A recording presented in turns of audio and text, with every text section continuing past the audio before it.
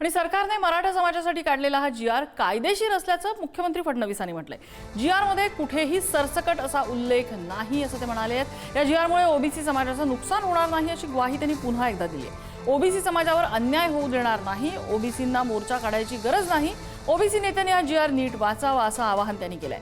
ज्यांच्याकडे पुरावे आहेत त्यांनाच कुणबी दाखले मिळतील असं फडणवीस पुन्हा एकदा म्हणाले।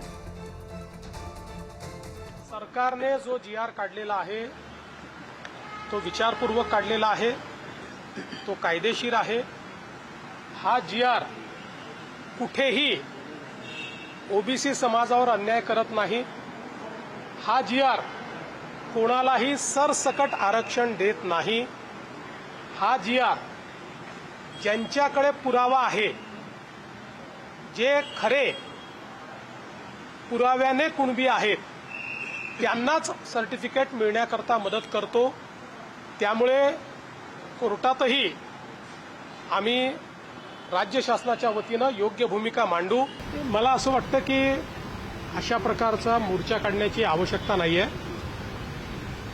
वेगवेगळ्या ओबीसी नेत्यांची माझी देखील चर्चा होते। ज्यावेळेस मी त्यांना नेमका आम्ही काय जी आर काढल्यास सांगतो त्यावेळेस त्यांचं समाधान होत आहे। आता कोणाला राजकीय दृष्टीने जर एखादे काम करायचं असेल तर त्याला आपण थांबवू शकत नाही। सामाजिक दृष्टीनं मी एवढं नक्की सांगतो, जोपर्यंत हे सरकार आहे तोपर्यंत ओबीसीवर अन्याय होऊ देणारच नाही।